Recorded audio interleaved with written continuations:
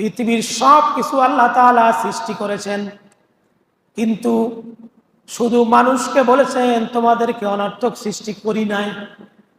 পৃথিবীতে আল্লাহ তাআলা অসংখ্য জাতি সৃষ্টি করেছেন, গাছপালা, তরুলতা, মানব, পশু পাখি, জিন, ফেরেশতা, শয়তান, এরকম 18,000 অথবা তার বেশি মাখলুকাত আল্লাহ সৃষ্টি করেছেন।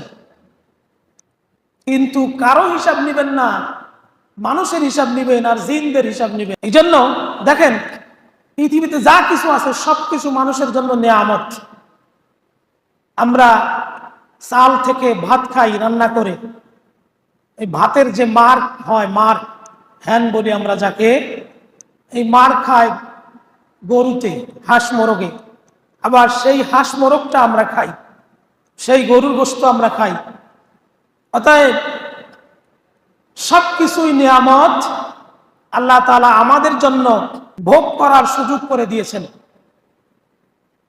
তাহলে পৃথিবীতে অন্য প্রাণীরাও খায়, আমরাও খাই, পার্থক্য তাদের জ্ঞান নাই, বুদ্ধি নাই, বিবেক নাই।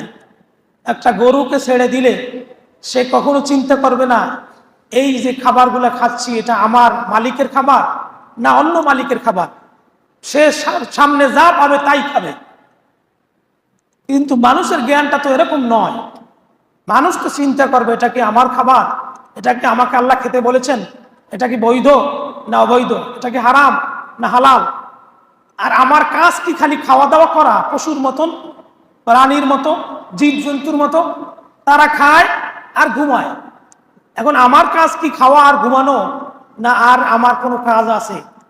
অবশ্যই আমাদের কাজ আছে, আন আকিমুদ্দিন, দিন প্রতিষ্ঠা করা, ঈমানের উপর থাকা, ইসলামের বেনাগুলো পালন করা, এই কাজ আমাদের আছে। আর আমরা যদি এগুলো না করি তাহলে ওই প্রাণীর মতো, পশুর মতো আমাদের জীবনযাপনটা ওই রকম। ওদের বিচার হবে না এই কারণে ওরা সামনে যা পায় তা খায়, যেখানে ইচ্ছা সেখানে ঘুমায়। কিন্তু মানুষ আরাম আয়েশে থাকে, এয়ার কন্ডিশনের মধ্যে থাকে, তোষকে ঘুম যায়, সোফা সেটে বসে, ভালো ভালো জায়গায় থাকে। এই যে জ্ঞানটা আল্লাহ মানুষকে দিয়েছেন, এই কারণেই আমাদের বিচার হবে। কিন্তু একজন মাজনুন, একজন পাগল, তার বিচার হবে না, এই কারণে তার জ্ঞানটা নেই। জন্য আমাদের চলার পথে প্রত্যেকটা জায়গায় আমাদের চিন্তা করা উচিত যে আমরা কি করছি।